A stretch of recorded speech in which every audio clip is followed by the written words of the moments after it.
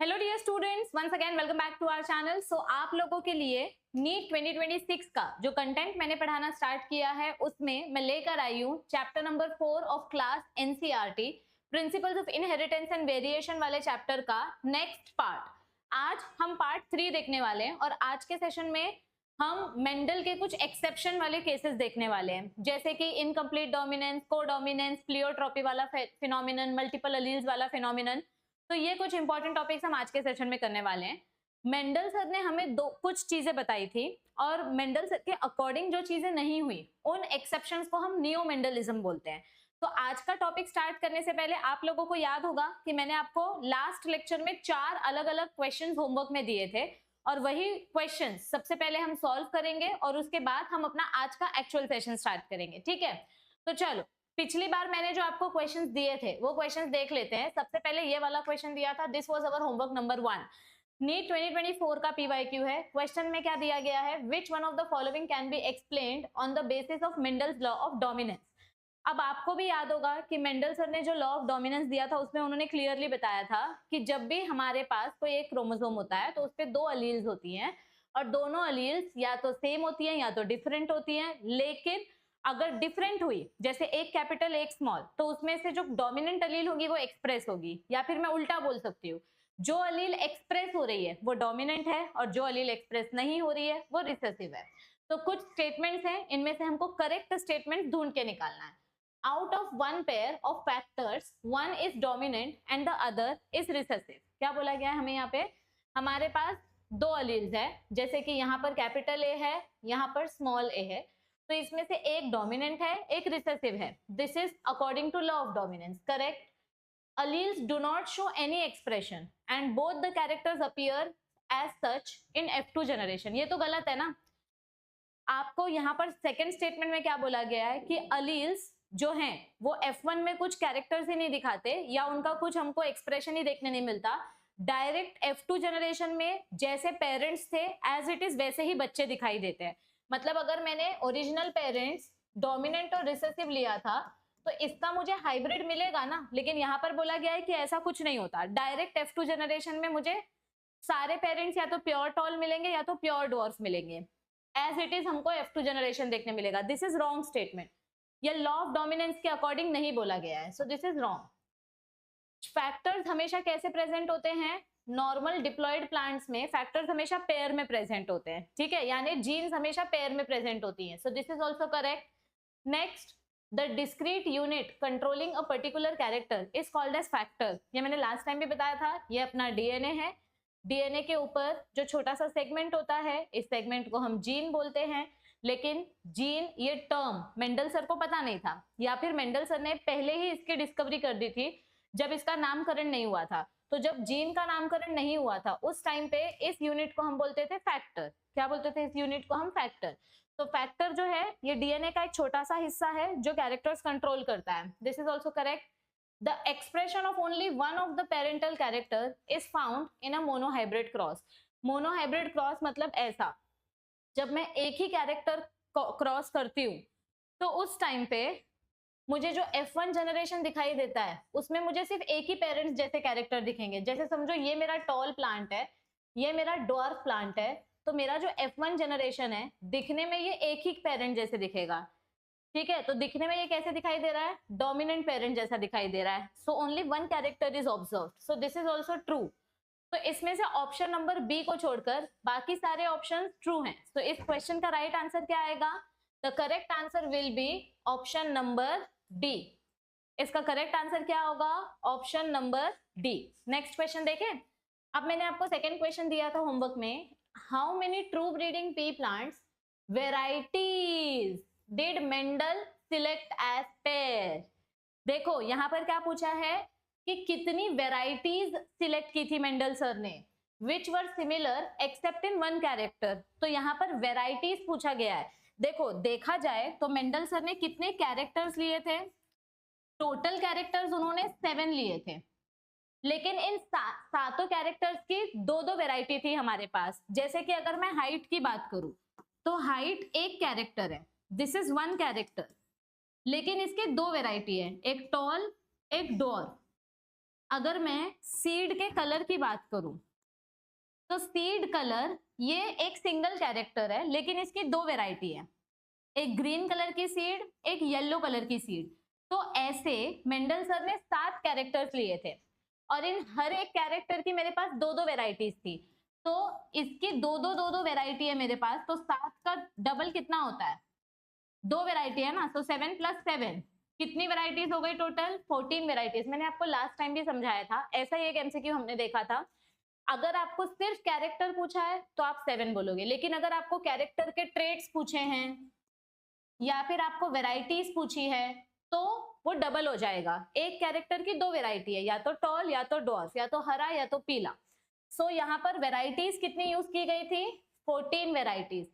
7 character है और हर एक कैरेक्टर की दो दो वेराइटी है। ये देखो, मेंडल सर ने ये बताने का प्लांट लिया था, यहाँ पर टोटल कैरेक्टर 7 है और इसकी वैरायटी कितनी है, 14 वेराइटीज है। ये लास्ट टाइम भी मैंने आपको एक्सप्लेन किया था। तो ये क्वेश्चन बच्चों कब पूछा गया है, ये नीट का इंपॉर्टेंट पीवाईक्यू है। ये क्वेश्चन पूछा गया था 2020 में, तो आप इसको इग्नोर नहीं कर सकते। ओके, नेक्स्ट क्वेश्चन क्या दिया था मैंने, होमवर्क मैच द कॉलम दिया था। ऑल राइट, 2 जीन्स 2 और more alternative form of alleles. बाप रे, इतने सिंपल सिंपल क्वेश्चन 2024 में आए थे, इसीलिए 24 का कट ऑफ इतना ऊपर गया था और 2025 में सीधा नीचे आ गया। ठीक है, no like it's not funny. 2 और more alternative forms of gene, gene के जो दो अलग अलग फॉर्म्स होते हैं उनको हम बोलते हैं अलील्स। तो इसका आंसर आएगा 3। अब पहले चेक करो, ए का ऑप्शन होना चाहिए 3, तो ए का ऑप्शन है 3, बाकी सब जगह पे ए का ऑप्शन गलत दिया गया है।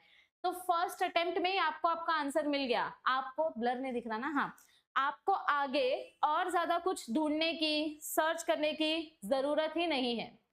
आपको फर्स्ट अटेम्प्ट में आपका आंसर मिल गया, सीधा एलिमिनेशन स्ट्रेटेजी अपनाओ, इस तीनों ऑप्शंस को उड़ा दो और ये हमें मिल गया हमारा करेक्ट आंसर। तो इस क्वेश्चन का राइट आंसर क्या है बच्चों, ऑप्शन नंबर ए। यस, और लास्ट क्वेश्चन, अब ये थोड़ा सा इंटरेस्टिंग क्वेश्चन है, ये भी 2024 का क्वेश्चन है। पहले मैं आपको याद दिला दूं, हमने पिछले लेक्चर में एक स्पेशल टाइप का क्रॉस देखा था। कौन सा क्रॉस देखा था हमने, टेस्ट क्रॉस पढ़ा था। टेस्ट क्रॉस कब किया जाता है, टेस्ट क्रॉस कब किया जाता है, to find out the unknown genotype. मतलब ये प्योर डोमिनेंट है या फिर हाइब्रिड है, ये पता करने के लिए हम टेस्ट क्रॉस करते हैं। और ये कैसे करते हैं हम टेस्ट क्रॉस, मैंने आपको क्या बोला था कि आप अपना जो F1 इंडिविजुअल है, इस F1 इंडिविजुअल को आप रिसेसिव पेरेंट के साथ क्रॉस करके देखते हो, और अगर आपको रेशियो 1:1 मिला, मतलब 50% बच्चे F1 जनरेशन जैसे दिख रहे हैं और 50% बच्चे F2 जनरेशन जैसे दिख रहे हैं, 50% 50%, 1:1, अगर ऐसा रेशियो मिला मतलब ये टेस्ट क्रॉस है। मतलब आपका जो अननोन प्लांट है, ये जो अननोन प्लांट है ये हाइब्रिड है, और अगर मुझे ऑफस्प्रिंग्स सारे के सारे एक जैसे मिले तो मतलब मेरा जो अननोन जीनोटाइप है वो प्योर है। तो मुझे अगर पता करना है कि मेरा ये जो F1 है, इस F1 का जीनोटाइप क्या है, ये प्योर है या फिर हाइब्रिड है, अगर ये मुझे पता करना है तो मैं टेस्ट क्रॉस करूंगी। तो यहाँ पर क्वेश्चन क्या दिया गया है, in a plant black seed colour. अब देखो ब्लैक सीड बोला है, ब्लैक सीड के लिए हमारा जीनोटाइप क्या हो सकता है, या तो ये प्योर हो सकता है मतलब कैपिटल बी, या तो ये हाइब्रिड हो सकता है। दिखने में ये ब्लैक दिखेगा लेकिन प्योर भी हो सकता है और हाइब्रिड भी हो सकता है। So it is dominant over white seed. In order to find out the genotype of the black seed plant, मुझे इसका जीनोटाइप फाइंड आउट करना है, इसका जीनोटाइप फाइंड आउट करना है कि ये प्योर है कि हाइब्रिड है, मतलब ये प्योर है कि हाइब्रिड है। तो मैं क्या करूंगी, मुझे जो F1 इंडिविजुअल मिला है उस F1 इंडिविजुअल को with which of the following genotype will you cross. तो मेरा जो F1 इंडिविजुअल है, इस F1 इंडिविजुअल को मैं रिसेसिव पेरेंट के साथ क्रॉस करूंगी, तो मुझे पता चलेगा F1 इंडिविजुअल को मैं रिसेसिव पेरेंट के साथ क्रॉस करूंगी तो मुझे पता चलेगा इसके जो बच्चे होंगे उससे मुझे पता चलेगा कि मेरा जो ये अननोन प्लांट है ये प्योर है या हाइब्रिड है। क्योंकि देखो मैं अगर इसके साथ क्रॉस कर रही हूं तो मुझे ऑफस्प्रिंग्स कैसे मिल रहे हैं, 50% हाइब्रिड मिल रहे हैं, 50% रिसेसिव मिल रहे हैं बच्चे, 50% हाइब्रिड 50% रिसेसिव, यानी कि ये 1:1 का रेशियो है। अगर ऐसा रेशियो मिला अगर मुझे ऐसा रेशियो मिला, इसका मतलब क्या है? अगर मुझे ऐसा रेशियो मिला, इसका मतलब मेरा ये जो अननोन प्लांट है ये हाइब्रिड है। लेकिन अगर मुझे ऐसा मिला, समझो इसको मैंने रिसेसिव पेरेंट के साथ क्रॉस किया, तो मुझे बच्चे कैसे मिलेंगे? Capital B small B, capital B small B, इसके साथ भी same, capital B small B, capital B small B. मुझे सारे के सारे ब्लैक मिलेंगे, सारे के सारे सीड्स ब्लैक मिलेंगे। अगर मुझे सारे के सारे ब्लैक सीड्स मिल रहे हैं तो मतलब मेरा जो अननोन इंडिविजुअल है वो प्योर है। अगर मुझे सारे बच्चे एक जैसे मिल रहे हैं तो मेरा अननोन जीनोटाइप प्योर है। अगर मुझे सारे बच्चे 50% रेशियो दिखा रहे हैं तो मेरा अननोन जीनोटाइप हाइब्रिड है। तो मुझे यही पता करना है कि मेरे पास जो काली सीड है, ये काली सीड प्योर है कि हाइब्रिड है। तो मैं कैसे पता करूंगी? मैं अपनी सीड को रिसेसिव पेरेंट के साथ क्रॉस करूंगी। किसके साथ क्रॉस करूंगी? ये जो मेरी सीड है इसको मैं रिसेसिव पेरेंट के साथ क्रॉस करूंगी, और इस क्रॉस को बोलते हैं टेस्ट क्रॉस। इस टेस्ट को क्या बोलते हैं? इस क्रॉस को क्या बोलते हैं? Test cross. तो करेक्ट आंसर क्या आएगा यहाँ पे? Option number D. सब लोग 2-3 बार देखो ये पार्ट तो आपको समझ जाएगा कि इसका राइट आंसर क्या है। Is this clear everybody? जल्दी जल्दी बताओ सब लोग, मुझे आगे बढ़े। चल, alright, so let's start with our today's actual topic. तो आज हम मेंडल के जो एक्सेप्शंस देखने वाले हैं, कौन से एक्सेप्शन हम पढ़ने वाले हैं? Exceptions to law of dominance, जिसको हम नियो मेंडलिज्म बोलते हैं। पहला है इनकम्प्लीट डोमिनेंस, दूसरा है कोडोमिनेंस और तीसरा है मल्टीपल एलिलिज्म। ठीक है, अभी इनकम्प्लीट डोमिनेंस की अगर मैं बात करूं तो इनकम्प्लीट डोमिनेंस के एग्जांपल्स कौन कौन से हैं? हम इसमें से स्नैपड्रैगन वाला एग्जांपल पढ़ने वाले हैं और कोट कलर वाला एग्जांपल भी पढ़ेंगे। अभी देखो, कुछ एग्जांपल्स ऐसे हैं जो एक दूसरे के साथ ऐसा बोल सकते हैं हम इंटर रिलेटेड है। जैसे ये जो कोट कलर वाला एग्जांपल है, ये कोडोमिनेंस में भी आता है और इनकम्प्लीट डोमिनेंस में भी आता है।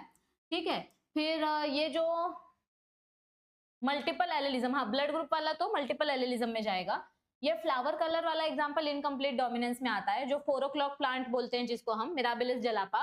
और ये एंडोलिसियन का कोट कलर का फाउल का कोट कलर, और ये पीसम सेटाइवम का जो स्टार्च सिंथेसिस वाला जीन है, इसके बारे में हम पढ़ने वाले हैं।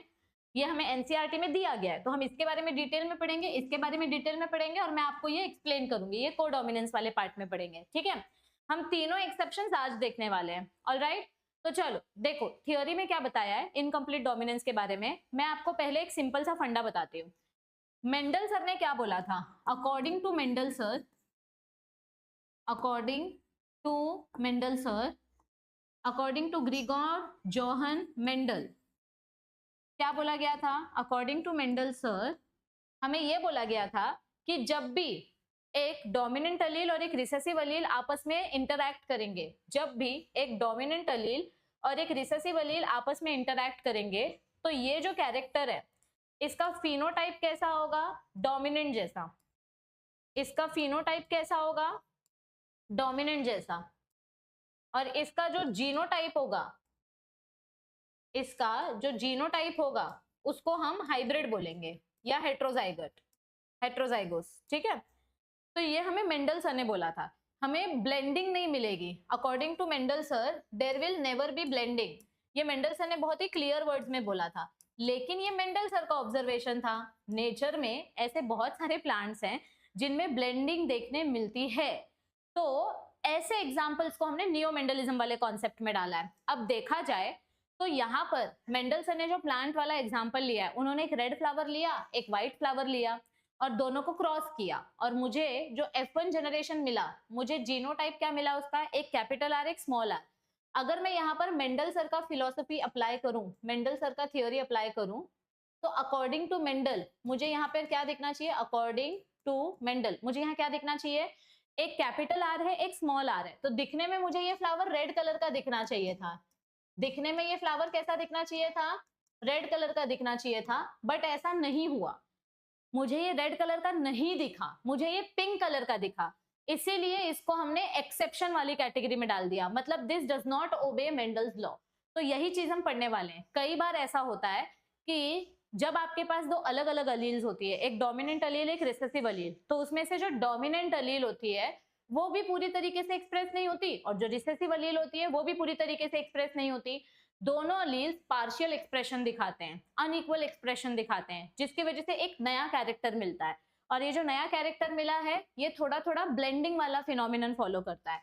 तो देखो थियोरी में क्या बताया है, when experiments on P were repeated using other traits in other plants, it was found that sometimes F1 had a phenotype that did not resemble either of the two parents and was in between the two.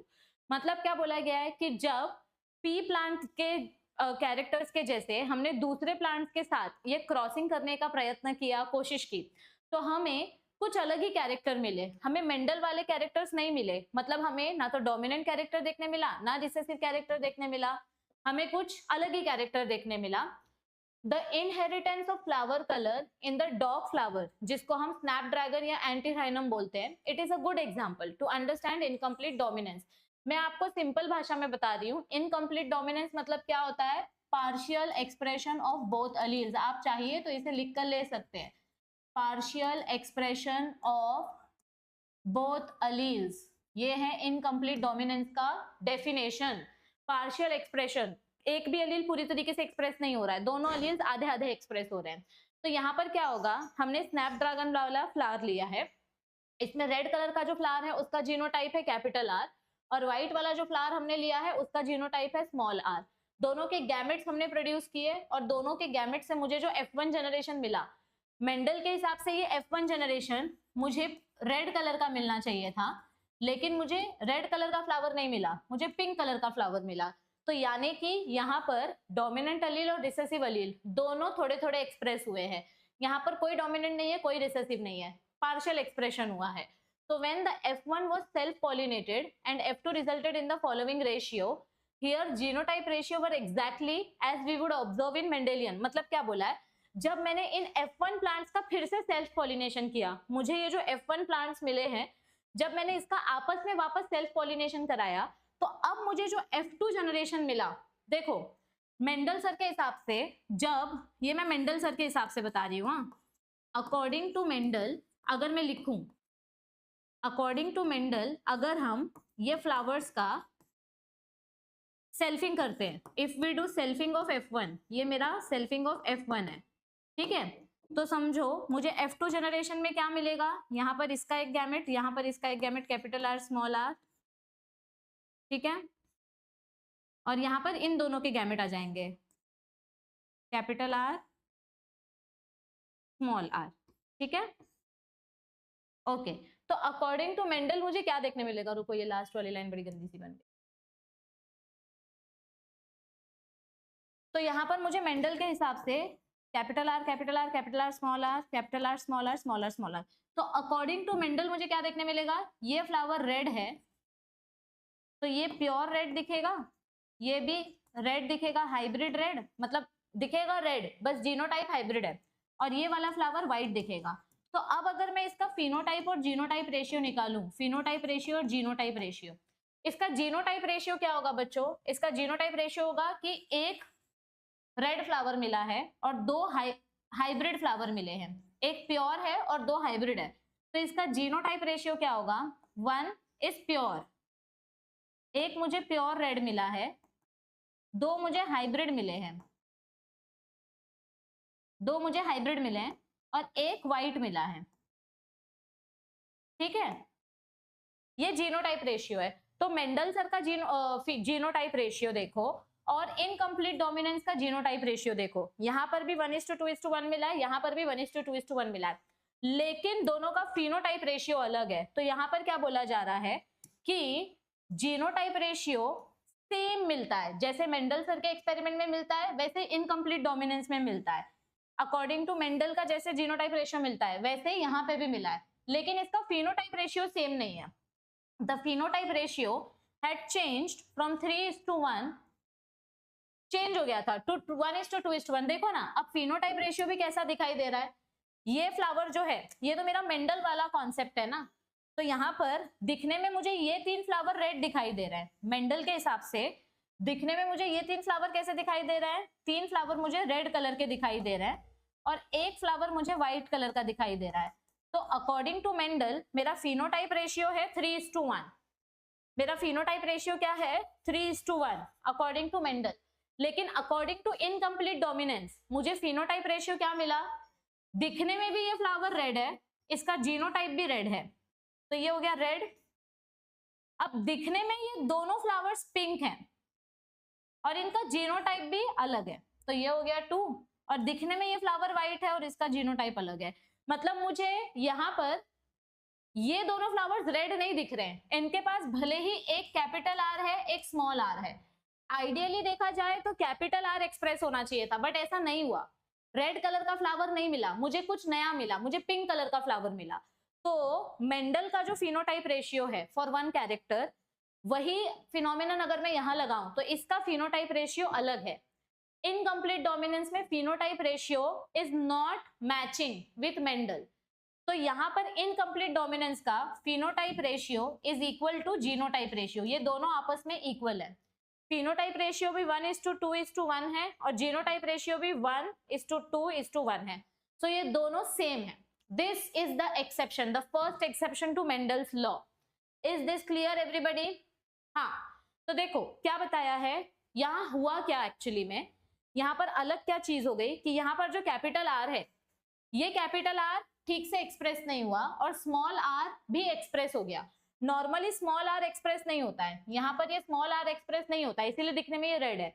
लेकिन यहाँ capital R भी express हो रहा है, small are भी express हो रहा है। सो यहाँ हो क्या रहा है, capital R was not completely dominant and over small r, and this made it possible to distinguish hybrid as pink from capital R and small r। तो ये जो कॉन्सेप्ट है डोमिनेंस का, लॉ ऑफ डोमिनेंस के concept में हमने क्या पढ़ा था, what exactly is dominance, why are some alleles dominant and some alleles recessive? To understand these questions we must understand what a gene does।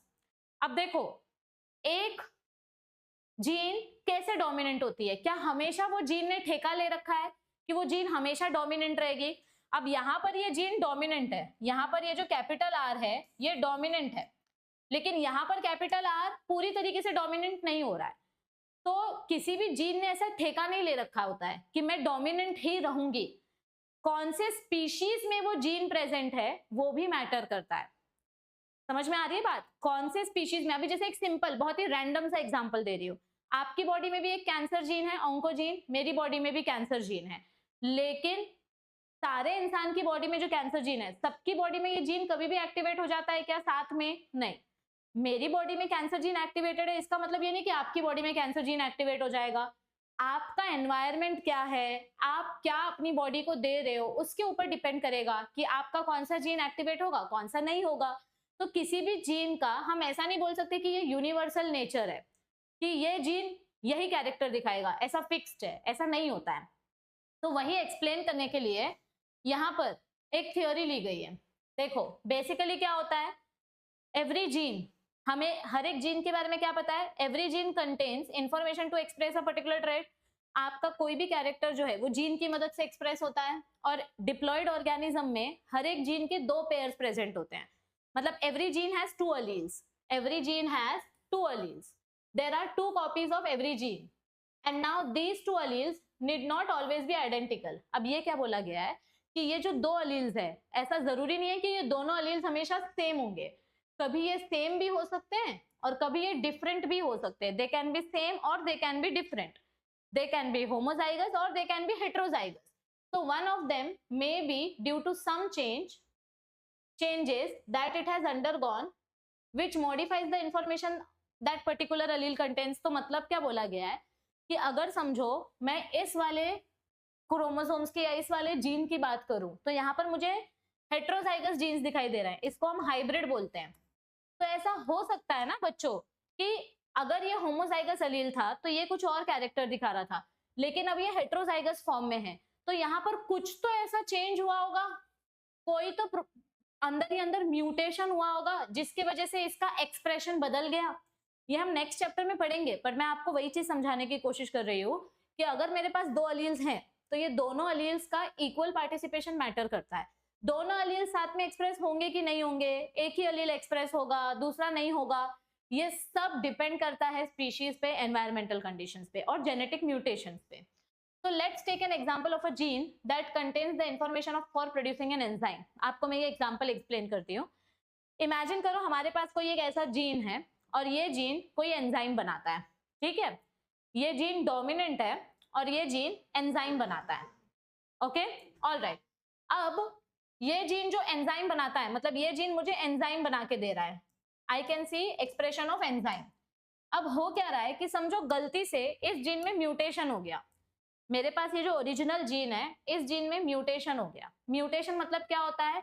Sudden changes which can be inherited. मतलब इसका explanation में लिख सकती हूँ, sudden inheritable changes. Radiations की वजह से, environment condition की वजह से, इवोल्यूशन की वजह से अगर कुछ चेंजेस हो गए और ये चेंजेस नेक्स्ट जनरेशन में भी पास ऑन हो गए, तो उसे हम म्यूटेशन बोलते हैं. अब ये म्यूटेशन फिक्स्ड नहीं होता है, ये अचानक से होता है और अच्छा भी हो सकता है, बुरा भी हो सकता है. समझो हमारे इस डोमिनेंट जीन में म्यूटेशन हुआ और इस म्यूटेशन की वजह से क्या हुआ कि हमारे जीन को कुछ फर्क नहीं पड़ा. मतलब ये म्यूटेशन हमारे जीन के इस सीक्वेंस पे हुआ जहां पे मेरा फंक्शन है ही नहीं. मुझे मेन यहां पर फंक्शन करवाना है और यहां पर कुछ म्यूटेशन नहीं हुआ. मुझे अभी भी सेम प्रोटीन मिल रही है, मुझे अभी भी सेम कैरेक्टर दिखाई दे रहा है. तो इसका मतलब इस म्यूटेशन का मेरी जीन पे कुछ असर नहीं पड़ा. इस म्यूटेशन का मेरी जीन पर कुछ भी असर नहीं पड़ा. लेकिन बच्चों अगर इमेजिन करो कि म्यूटेशन हुआ और म्यूटेशन की वजह से मेरे जीन का ये वाला पार्ट इनएक्टिवेट हो गया, तो दो ऑप्शंस होंगे. या तो मुझे प्रोटीन ही नहीं मिलेगी, मतलब मुझे मेरा एंजाइम मिलेगा ही नहीं, enzymes are nothing but proteins. और या तो फिर मुझे ऐसी प्रोटीन मिलेगी जो ठीक तरीके से काम नहीं करेगी, मुझे नॉन फंक्शनल प्रोटीन मिलेगी. यानी अब ये जीन रिसेसिव कंडीशन दिखा रहा है. पहले ये gene as it is express हो रहा था तो डोमिनेंट था, अब ये एक्सप्रेस नहीं हो रहा है तो रिसेसिव है. तो मतलब मुझे क्या बोला गया है कि अगर मैं इस जीन को मॉडिफाई करूं तो ये मॉडिफिकेशन की वजह से क्या होगा, या तो मुझे नॉर्मल फंक्शन देखने मिलेगा, या तो मुझे बिल्कुल एबनॉर्मल फंक्शन देखने मिलेगा, या तो मुझे एंजाइम मिलेगी ही नहीं. सो फर्स्ट केस में क्या हो रहा है, हमने जीन में मॉडिफिकेशन किए, हमने जीन में, ये मेरा फर्स्ट केस है, हमने जीन में मॉडिफिकेशन किए लेकिन उसके वजह से कुछ भी चेंजेस नहीं हुए, मुझे अभी भी सेम फिनोटाइप देखने मिल रहा है. तो as a result in the transformation of the substrate such equivalent alleles are very common. तो ये बहुत कॉमन है. लेकिन सेकंड केस में क्या हो रहा है, but if the allele produces non functional enzyme और नो एंजाइम, इसका मतलब इसका फिनोटाइप चेंज हो गया. अगर म्यूटेशन के वजह से समझो ये जीन में म्यूटेशन हुआ तो मेरा एंजाइम ही नहीं बना या फिर कोई एबनॉर्मल सा एंजाइम बना, तो मतलब म्यूटेशन हुआ. और ये फिनोटाइप किस पे डिपेंड कर रहा है, on the functioning of the allele. The unmodified allele which represents the original phenotype is dominant. ये वाला allele डोमिनेंट था, ये जो ओरिजिनल जीन था ये डोमिनेंट था, लेकिन इस ओरिजिनल जीन पे म्यूटेशन हो गया. म्यूटेशन की वजह से अब मुझे कुछ तो गड़बड़ गड़बड़ वाला एंजाइम मिल रहा है. So in the above example, the recessive trait is seen due to non-functional enzyme or because no enzyme is produced. तो यहाँ पर मुझे कैसे पता चल रहा है कि जीन का फिनोटाइप चेंज हो गया है, क्योंकि म्यूटेशन हुआ और मुझे प्रोटीन ही नहीं मिला, मतलब मुझे एंजाइम्स ही नहीं मिले. अगर मुझे एंजाइम्स नहीं मिले मतलब मेरा जीन रिसेसिव हो गया, क्योंकि अगर ये जीन डोमिनेंट होता तो मुझे मेरा एंजाइम मिलता, पर ये जीन रिसेसिव हो गया इसीलिए मुझे मेरे एंजाइम्स नहीं मिल रहे. तो ये सब मॉडिफिकेशन और म्यूटेशन की वजह से होता है. किसकी वजह से होता है? मॉडिफिकेशन और म्यूटेशन की वजह से. यहां तक सबको समझ में आया? ओके, अब हम पढ़ते हैं कुछ कोडोमिनेंस वाले फिनोमिनन के एग्जांपल्स. कोडोमिनेंस का मतलब क्या होता है मैं ये भी बता दूं आपको. मैं यहाँ पर सिंपल डेफिनेशन लिख रही हूँ. महाराष्ट्र बोर्डच्या मुलांच्या टेक्स्टबुक मध्ये हे खूप चांगल्या प्रमाणे एक्सप्लेन केलंय. ठीक आहे, तर तुम्ही तुमच्या पॅराग्राफ मध्ये जे दिलंय डेफिनेशन ते तुम्ही वापरू शकता. मैं यहाँ पर बाकी बच्चों के लिए एक्सप्लेनेशन लिख देती हूँ. What is codominance? equal expression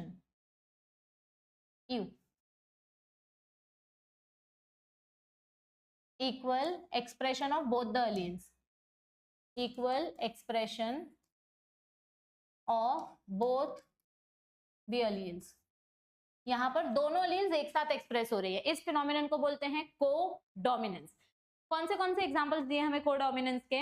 sickle cell anaemia वाला एक एग्जांपल दिया है, कैटल का ये पोर्ट कलर का एग्जांपल दिया है, ब्लड ग्रुपिंग का एग्जांपल दिया है, ये भी ब्लड ग्रुप में ही आता है. ठीक है, तो इसमें से हम कैटल कलर और ब्लड ग्रुप वाला एग्जाम्पल देखेंगे, ठीक है। मुझे याद है, मुझे आपको ये भी बताना है, ये जो पीसम सटाइवम वाला है ना, ये भी हम अभी देखेंगे, ठीक है। तो देखो इधर पे सबसे पहले कोडोमिनेंस की थियोरी में क्या बोला गया है कि आपके पास कुछ ऐसे अलील्स हैं जो अलील्स साथ में एक्सप्रेस हो रहे हैं। When the alleles express equally, ऐसे फिनोमिनन को हम बोलते हैं कोडोमिनेंस। ऐसे फिनोमिनन को हम क्या बोलते हैं? Codominance. Till now we were discussing crosses, जहां पर F1 जनरेशन अपने पेरेंट्स जैसा दिखाई देता है या फिर दोनों का मिक्सचर दिखाई देता है। मतलब F1 जनरेशन में या तो मुझे डोमिनेंट पेरेंट मिलेगा या तो फिर दोनों को मिला के एक मिक्स्ड कैरेक्टर देखने मिलेगा, ठीक है।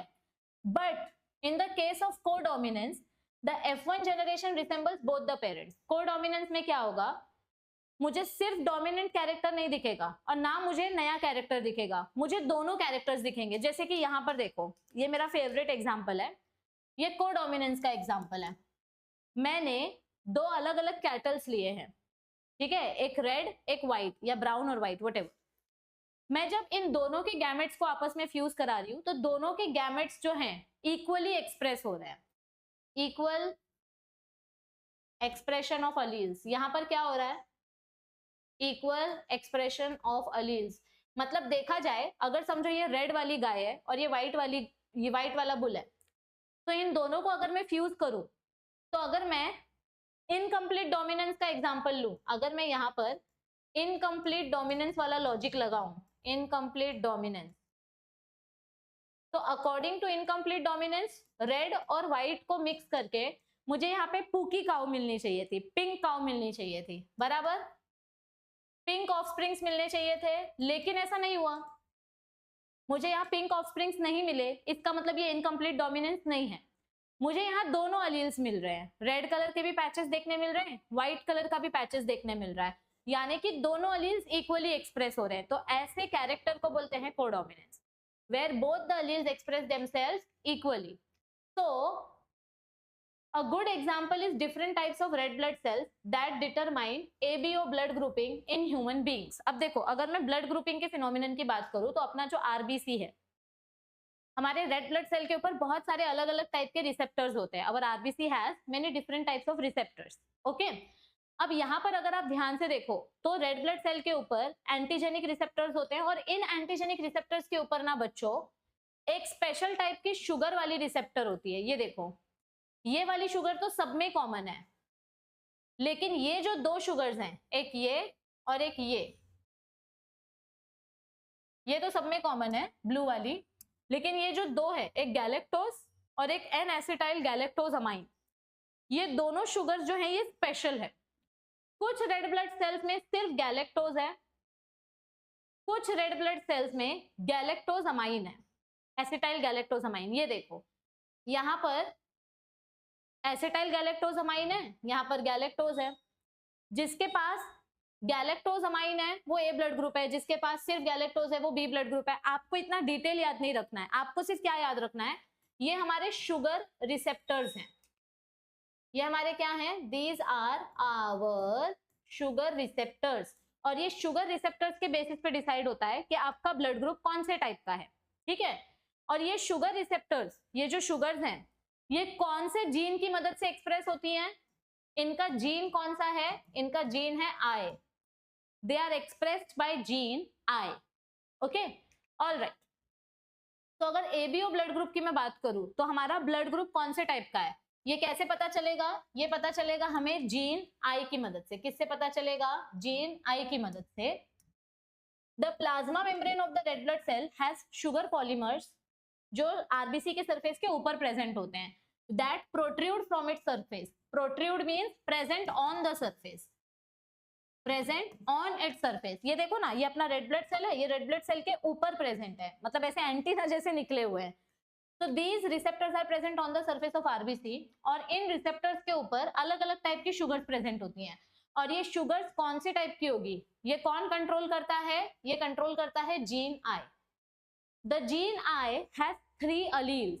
तो यहां पर हमें क्या बताया गया है, हमारा जो आई जीन है, आई जीन के 3 अलील्स हैं। एक है आई ए, दूसरा है आई बी, और तीसरा है स्मॉल आई, ठीक है। I A, I B, small I. IA and IB will produce slightly different form of the sugar while small I does not produce any sugar. इधर देखो, ये मेरा IA वाला अलील है. One second, let me write it over here. ये वाला जो sugar बन रहा है, ये बन रहा है IA के वजह से, स्क्वायर वाला शुगर. ये वाला बन रहा है IB के वजह से. ओके, और जो स्मॉल I है, ये स्मॉल I के पास शुगर ही नहीं है. There is no sugar receptor for small I. Small I को हम I0 से भी रिप्रेजेंट करते हैं.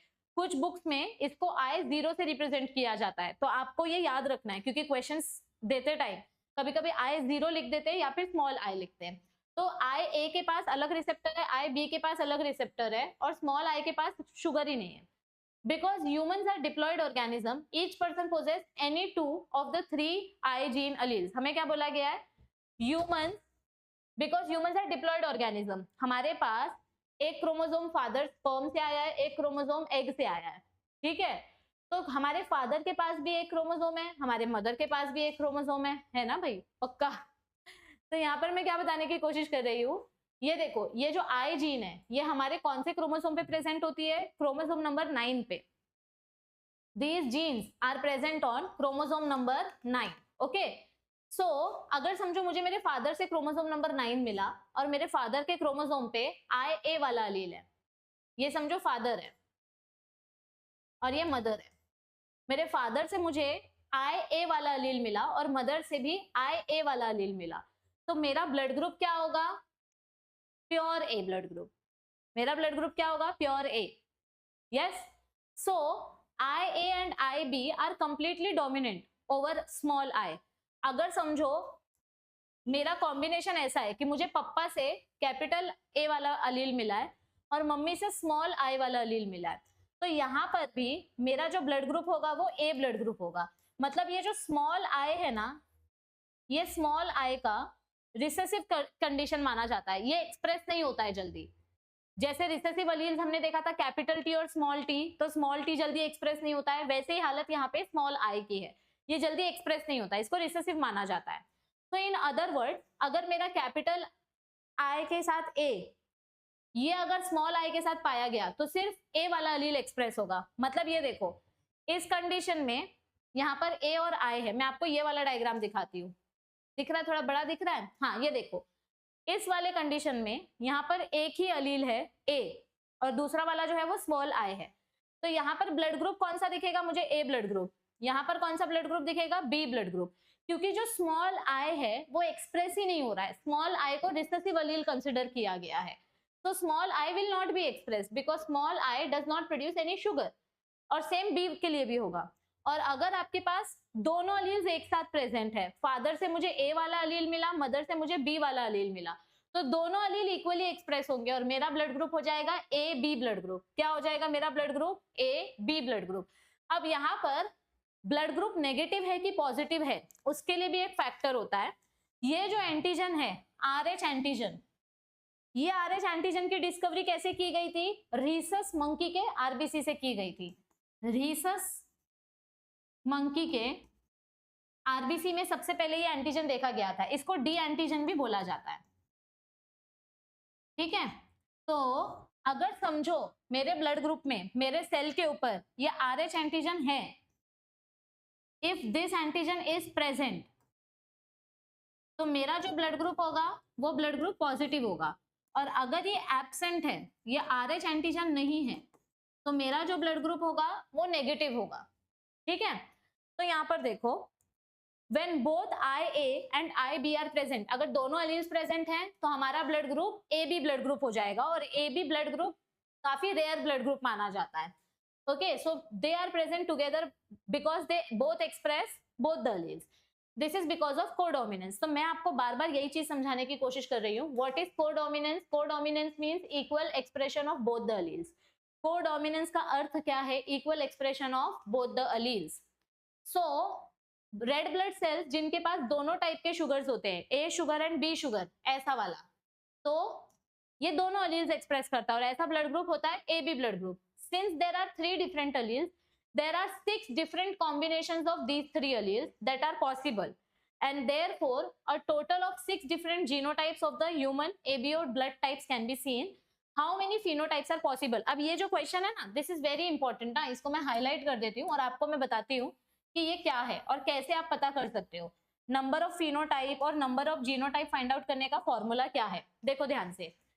नंबर ऑफ फिनोटाइप और number of genotype find out करने का फॉर्मूला क्या है? फिनोटाइप फाइंड आउट करने का फॉर्मूला है n+1 और जीनोटाइप फाइंड आउट करने का फॉर्मूला है n/2 इंटू n+1। अब यहाँ पर n मतलब क्या है? Number of multiple alleles. ध्यान से देखो, हमारे ब्लड ग्रुप के लिए हमारे पास 3 अलील्स है, तो यहाँ पर n की वैल्यू हो गई 3। अब आपसे क्वेश्चन पूछा गया है कि अगर आपके पास 3 अलील्स है तो आपको कितने फिनोटाइप्स मिलेंगे और कितने जीनोटाइप्स मिलेंगे? आपको कितने फिनोटाइप्स मिलेंगे और कितने जीनोटाइप्स मिलेंगे? ध्यान से देखो, मैं आपको अभी एक होमवर्क क्वेश्चन दूंगी, वो भी आपको सॉल्व करना पड़ेगा। तो n की वैल्यू 3 है, मेरे पास 3 अलील्स हैं, ठीक है, तो मुझे कितने फिनोटाइप मिलेंगे? फिनोटाइप फाइंड आउट करने का फॉर्मूला क्या है? n+1। तो n की वैल्यू क्या है? n की वैल्यू क्या है? 3+1। तो मुझे कितने फिनोटाइप्स मिले? 4 टाइप के फिनोटाइप्स मिले, मतलब मुझे 4 अलग अलग ब्लड ग्रुप मिले। एक मिलेगा मुझे ए ब्लड ग्रुप, या तो वो प्योर होगा या तो ऐसा होगा। दूसरा मिलेगा मुझे बी ब्लड ग्रुप।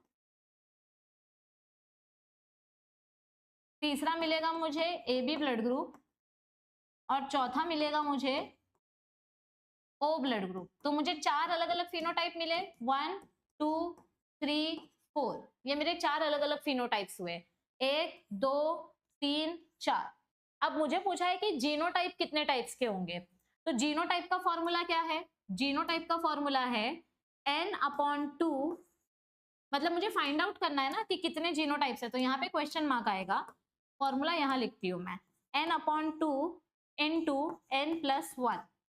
देखो n की वैल्यु सेम है, n की वैल्यू 3 है, तो 3/2 इंटू 3+1, बॉड मास रूल अप्लाई करो, अंदर मल्टीप्लाई करो, 3/2 इंटू 4, 4 3 12, इधर माइनस साइन समझ जाओगे इसको। तो 12/2, यानी कि मुझे 6 टाइप्स के जीनोटाइप्स मिलेंगे। कैसे मिले 6 टाइप के जीनोटाइप? ये देखो, मैं इधर हाईलाइट कर रही हूँ, ये है मेरा पहला जीनोटाइप IAA, ये है मेरा दूसरा जीनोटाइप IBB, ये है तीसरा जीनोटाइप, ये है चौथा genotype, this is 5th and this is 6th। मुझे 6 अलग अलग टाइप के जीनोटाइप्स मिल रहे हैं। मुझे कितने अलग अलग टाइप के जीनोटाइप मिल रहे हैं? 6 डिफरेंट टाइप के जीनोटाइप्स मिल रहे हैं। अब अगर समझो मैं कोई ऐसा कैरेक्टर ले लूं, मैं ड्रोसोफिला का एग्जांपल ले लेती हूँ। किसका एग्जांपल ले लेती हूँ? ड्रोसोफिला। मैं आपको यहाँ पर एक होमवर्क क्वेश्चन दे रही हूँ, चलो यहाँ पर होमवर्क लिखती हूँ। ड्रोसोफिला का जो विंग्स है, ड्रोसोफिला के जो विंग्स हैं, इसके लिए हमारे पास एक ही जीन है, वी हैव ओनली 1 जीन, लेकिन इसके मेरे पास 4 अलग टाइप के अलील्स हैं, वी हैव 4 अलील्स। तो आपकी जो n की वैल्यू हो जाएगी वो हो जाएगी 4। अब आपको मुझे कैलकुलेट करके बताना, दिख रहा है ना सबको? हाँ, अब आपको मुझे कैलकुलेट करके बताना है कि यहाँ पर आपको कितने अलग अलग टाइप के ड्रोसोफिला के विंग्स देखने मिलेंगे। आपको इसका फिनोटाइप कैलकुलेट करना है और इसका जीनोटाइप कैलकुलेट करना है और नीचे कमेंट करना है। You have to find out the phenotype and genotype और नीचे कमेंट करो। फॉर्मूला क्या आएगा? फिनोटाइप के लिए फॉर्मूला आएगा n+1, जीनोटाइप के लिए फॉर्मूला आएगा n/2 इंटू n+1। तो मैंने फॉर्मूला भी दे दिया है, आपको बस ये फॉर्मूला लगाना है, n की वैल्यू मैंने दी है, फॉर्मूला लगा के आंसर नीचे कमेंट करना है। तो ये हो गया कोडोमिनेंस का एक एग्जांपल, ब्लड ग्रुप वाला एग्जांपल। मैंने आपको दूसरा भी बता दिया, कोट कलर वाला। अगर आप ये कोट कलर वाला देखो, ठीक है, कैटल का कोट कलर, तो यहाँ पर भी आपको फिनोटाइप रेशियो और जीनोटाइप रेशियो सेम दिखाई देगा, 1:2:1। So this ratio is equal to incomplete dominance. ये क्वेश्चन नीट में डायरेक्ट पूछा जाता है कि इनकम्प्लीट डोमिनेंस और कोडोमिनेंस के बीच में सिमिलैरिटी क्या है? What is the similarity between incomplete dominance and codominance? Similarity ये है कि इन दोनों का फिनोटाइप और जीनोटाइप रेशियो सेम है। तो यहां तक सबको ये कॉन्सेप्ट क्लियर है अच्छे से? पक्का? अब मैं आपको नेक्स्ट कॉन्सेप्ट बताती हूँ, दैट इज मल्टीपल अलील्स। मैंने आपको स्टार्टिंग में ही बोला था कि हम 3 एक्सेप्शंस पढ़ने वाले हैं, जिसमें से पहला एक्सेप्शन था इनकम्प्लीट डोमिनेंस, दूसरा था कोडोमिनेंस, और अब तीसरा देख लेते हैं मल्टीपल अलील्स। तो मल्टीपल अलील्स वाले कॉन्सेप्ट में क्या बताया गया, लेट्स सी। अब अगर यहाँ पर आप देखो तो मैंने आपको क्या बोला कि मल्टीपल अलील्स वाला कॉन्सेप्ट देखेंगे। मल्टीपल अलील्स का एग्जाम्पल ब्लड ग्रुप भी आता है, देखो यहाँ पर मैंने लिखा हुआ भी है। कोडोमिनेंस और मल्टीपल अलील्स दोनों में ब्लड ग्रुप वाला एग्जाम्पल हम ले सकते हैं। इनफैक्ट मैंने ये जो ड्रोसोफिला वाला एग्जाम्पल दिया, ये ड्रोसोफिला भी मल्टीपल अलील्स का एग्जाम्पल है। ये जो ड्रोसोफिला के विंग्स का एग्जाम्पल है ना, ये मल्टीपल अलील्स का एग्जाम्पल है। महाराष्ट्र बोर्ड की टेक्स्ट बुक में ये दिया गया है और मैंने वहां पर एक्सप्लेन भी किया हुआ है। हमारी थियोरी में क्या दिया है हम वो पढ़ लेते हैं, ठीक है। Do you realize that the example of blood group also provides good example of multiple alleles? क्योंकि यहाँ पर देखो मल्टीपल अलील का मतलब क्या होता है, मैं आपको इसका डेफिनेशन लिखकर बताती हूँ। मल्टीपल अलील्स मतलब क्या होता है? मल्टीपल अलील्स मतलब one character, one gene, more than 2 alleles, more than 2 alleles। ये मैम मेंडल के लॉ से अलग कैसे हुआ? क्योंकि मेंडल सर ने क्या बोला था, मेंडल सर ने बोला था one character, one gene, 2 alleles। यहां पर हम 2 से ज्यादा अलील्स देख रहे हैं, यहाँ पर 2 से ज्यादा अलील्स है, इसीलिए ये मेंडल से अलग हुआ, तो ये मल्टीपल अलील्स है। देखो ना ब्लड ग्रुप वाला एग्जांपल कैसे आएगा मल्टीपल अलील्स में? ब्लड ग्रुप में 3 अलील्स है, IA, IB और स्मॉल i। 2 से ज्यादा हुए ना, 2 से ज्यादा अलील्स हैं, इसीलिए ये एग्जांपल मल्टीपल अलील्स में जाएगा, ठीक है। एक और एग्जांपल होता है प्लियोट्रॉपी का, जो मैं यहाँ पर लिख रही हूँ, ठीक है। प्लियोट्रॉपी का कॉन्सेप्ट क्या होता है? What is pleiotropism? One character, नहीं, उल्टा आएगा। One gene, 2 alleles, more than 1 character। Mendel sir ने क्या बोला था कि अगर हमारे पास एक जीन है और अगर हमारे पास 2 अलील्स है तो इससे एक ही कैरेक्टर मिलना चाहिए, we should get only 1 character. पर यहाँ पर क्या हो रहा है, मोर देन 1 कैरेक्टर। इसका जो एग्जाम्पल है सिकल सेल अनीमिया है, ये मैं आपको आगे एक्सप्लेन कर दूंगी शॉर्ट में, ये महाराष्ट्र बोर्ड की बुक में दिया गया है, ठीक है। चलो यहाँ पे देखो, पहले हम मल्टीपल अलील्स का एग्जाम्पल देख लेते हैं। तो यहाँ पर हमें क्या बोला गया है कि ब्लड ग्रुप का अगर मैं एग्जाम्पल देखूं तो ब्लड ग्रुप के पास 2 से ज्यादा अलील्स प्रेजेंट होते हैं। Here you can see that there are more than 2, यानी कि टोटल 3 अलील्स है। ब्लड ग्रुप के लिए हमारे पास टोटल 3 अलील्स है, तो there are more than 2 alleles which are present and they control the same character. ये तीनों अलील्स मिलके एक ही कैरेक्टर कंट्रोल कर रहे हैं। क्या कैरेक्टर कंट्रोल कर रहे हैं? हमारा ब्लड ग्रुप। क्या कैरेक्टर कंट्रोल कर रहे हैं? ये हमारा blood group. Yes or no? So that is why they come under multiple alleles. Multiple alleles can be found only when population studies are made. अब ये देखो, हाँ यहाँ पर क्या बोला गया है, मल्टीपल अलील्स का जो कॉन्सेप्ट है, ये मल्टीपल अलील्स का कॉन्सेप्ट हम कब पढ़ सकते हैं? जब हम ग्रुप की स्टडी करते हैं। किसी एक इंसान की स्टडी करूंगी तो मुझे सिर्फ 1 या 2 अलील्स के बारे में पता चलेगा। जैसे समझो मैं अपने ब्लड का एग्जाम्पल लेती हूँ, समझो मैं यहाँ पर अपने ब्लड का एग्जाम्पल ले रही हूँ। फॉर एग्जाम्पल मेरा ब्लड ग्रुप ए पॉजिटिव है, ठीक है। Suppose I have a blood group, मेरा ब्लड ग्रुप क्या है? ए। यानी कि अगर मेरा ब्लड ग्रुप ए है तो यानी मेरे पास 2 ही टाइप के अलील हो सकते हैं, या तो दोनों कैपिटल आई कैपिटल ए होंगे या फिर कैपिटल आई स्मॉल ए, बराबर। तो अगर मैं एक सिंगल इंडिविजुअल की स्टडी करूं, जैसे ये मेरा एग्जांपल हो गया, अब मेरे एक फ्रेंड का एग्जांपल लेती हूँ, ठीक है। मेरी एक फ्रेंड है, उसका ब्लड ग्रुप है बी। मेरी एक फ्रेंड है, उसका ब्लड ग्रुप है बी, ठीक है। फ्रेंड का ब्लड ग्रुप है बी। तो अब यहाँ पर इसके अगर मैं अलील्स देखूं तो यहाँ पर आई बी होगा या फिर capital I B small I, ये होगा। अगर मैं इंडिविजुअल इंसान की स्टडी करती हूँ तो मुझे सिर्फ 2 अलील्स के बारे में ही पता चलेगा। अगर मैं पूरे ग्रुप की स्टडी करूं, अगर मैं समझो और एक फ्रेंड का एग्जांपल ले लेती हूँ, मैं मेरा और एक फ्रेंड है, ठीक है, और उसका ब्लड ग्रुप है ए बी। तो अब इसके पास कौन से टाइप के अलील्स होंगे? आई ए, आई बी, ऐसे कुछ अलील्स होंगे। यस और नो? तो अगर मैं इंडिविजुअली इनकी स्टडी करूं, मैं सिर्फ अपने फ्रेंड का ब्लड ग्रुप देख रही हूँ, तो मुझे सिर्फ 2 अलील्स के बारे में पता चलेगा। मैं सिर्फ अपना ब्लड ग्रुप स्टडी कर रही हूँ, तो मुझे सिर्फ एक अलील के बारे में पता चलेगा, या स्मॉल आई को पकड़े तो 2 अलील्स। अगर मैं इंडिविजुअल स्टडी करती हूँ तो मुझे सिर्फ 2 अलील्स के बारे में पता चलता है। लेकिन अगर मैं तीनों का ब्लड ग्रुप कंपेयर करूं तो मुझे एक्स्ट्रा अलील्स के बारे में पता चलेगा। जैसे मेरे पास ए अलील है और स्मॉल आई है, मेरे फ्रेंड के पास ए वाला अलील और बी वाला अलील है, तो हो गए ना 1 2 3। जब हम ग्रुप स्टडी करते हैं तो हमें मल्टीपल अलील्स का कॉन्सेप्ट समझ में आता है, क्योंकि एक इंसान के अंदर तीनों अलील्स नहीं होंगे। मेरी बॉडी में ज्यादा से ज्यादा 2 टाइप के अलील्स होंगे, या तो दोनों कैपिटल ए होंगे, या तो एक कैपिटल ए होगा और एक स्मॉल आई वाला अलील होगा। मेरे बॉडी में अगर मेरा ब्लड ग्रुप ए है तो मेरे पास बी वाला अलील नहीं होगा। तो जब आप ग्रुप की स्टडी करते हो तभी मल्टीपल अलील्स का कॉन्सेप्ट हम समझ सकते हैं। Occasionally a single gene product may produce more than one effect। तो मैंने आपको जो बोला ना प्लियोट्रॉपी वाला एग्जांपल, ये प्लियोट्रॉपी वाला एग्जांपल हम स्टार्च सिंथेसिस की मदद से भी समझ सकते हैं। देखो क्या बोला गया है, फॉर एग्जांपल स्टार्च सिंथेसिस। मैं आपको ये फ्लो चार्ट के फॉर्म में समझाती हूँ। हमारा जो हरा वटाना होता है, गार्डन पी, जो मैगी में डाल के हम खाते हैं, इसमें स्टार्च प्रेजेंट होता है। अब ये स्टार्च बनाने के लिए कौन सा जीन रिस्पॉन्सिबल है? स्टार्च बनाने के लिए कौन सा जीन रिस्पॉन्सिबल है? B gene. कौन सा जीन रिस्पॉन्सिबल है? B gene. ठीक है, तो हमने क्या किया, हमारे पास एक pure dominant starch producing gene है और एक रिसेसिव स्टार्च प्रोड्यूसिंग जीन है, दोनों का F1 जनरेशन मिला।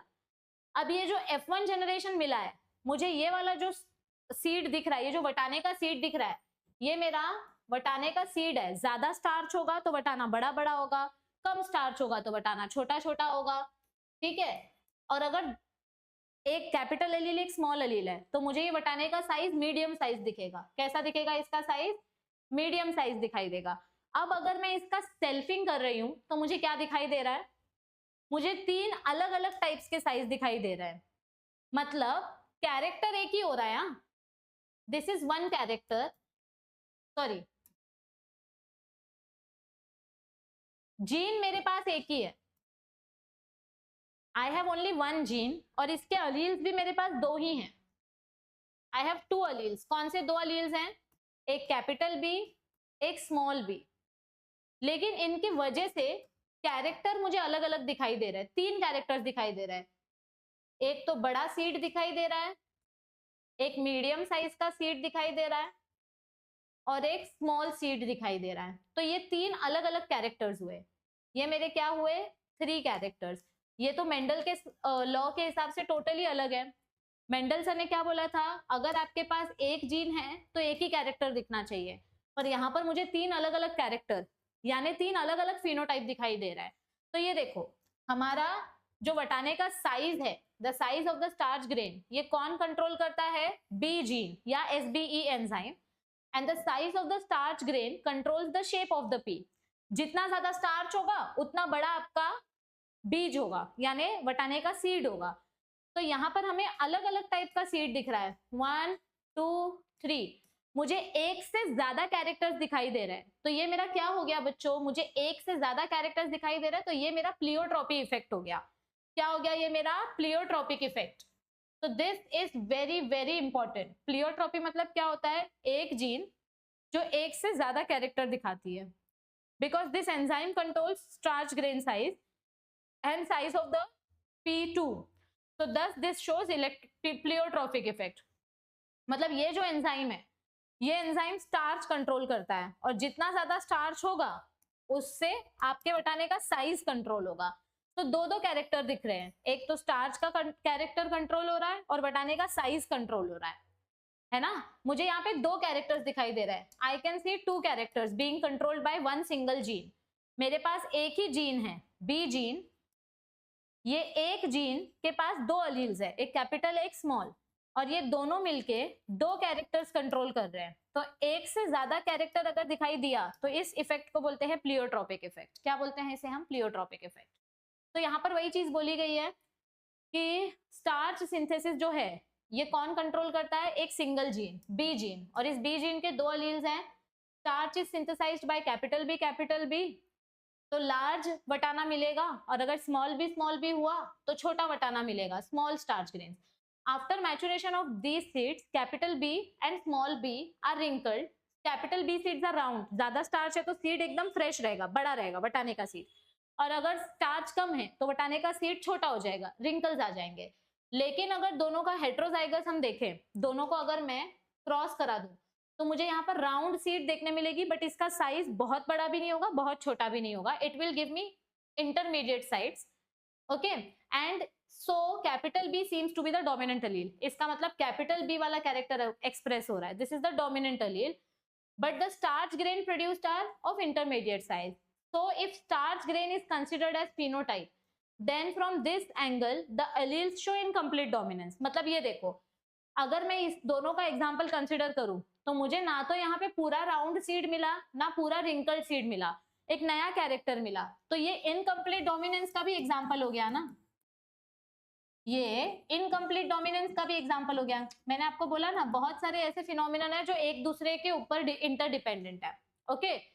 Therefore dominance is not an autonomous feature of a gene. ये मैंने आपको जो एकदम स्टार्टिंग में बोला कि कौन सा जीन डोमिनेंट होगा और कौन सा जीन डोमिनेंट नहीं होगा, ये फिक्स्ड नहीं होता है। आपके एनवायरमेंटल कंडीशंस, आपके स्पीशीज, बहुत सारे फैक्टर्स पे ये डिपेंड करता है कि कौन सा जीन डोमिनेंट होगा और कौन सा जीन डोमिनेंट नहीं होगा। समझ में आ रही बात? It does not show autonomous effect. This line is very very important.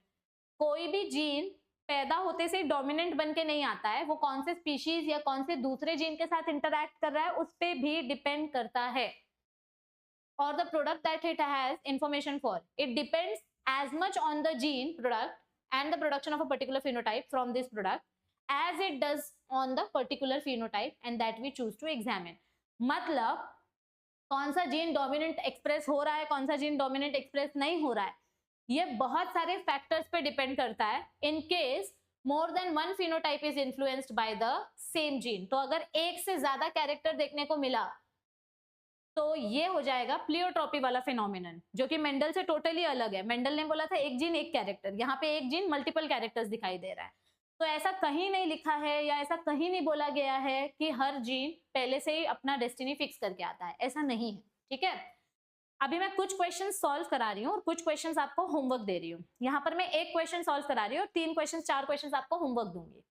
चलो, अब पहला क्वेश्चन क्या दिया है, एक पिंक कलर का स्नैपड्रैगन फ्लावर है। पिंक बोला ना, पिंक मतलब रेड और व्हाइट दोनों का अलील्स है। This is my pink flower. और पिंक फ्लावर कब मिलता है हमें? जब हम रेड और व्हाइट को मिक्स करते हैं, मतलब ये मेरा F1 जनरेशन है। इसको मैं एक रेड कलर के फ्लावर के साथ क्रॉस कर रही हूँ। I will cross it with red flower. ये मेरा पिंक फ्लावर है, इसको मैंने रेड फ्लावर के साथ क्रॉस किया। What is the probability of getting white Snapdragon? तो मुझे व्हाइट कलर के फ्लावर मिलने की क्या प्रोबेबिलिटी है? चलो चेक करते हैं, ठीक है। फोर्क मेथड यूज करते हैं। यहां पर मिलेगा मुझे रेड फ्लावर, यहां पर भी मिलेगा मुझे red flower, this will be pure red. यहां पर पिंक फ्लावर मिल रहा है और यहां पर भी क्या मिल रहा है? Pink flower.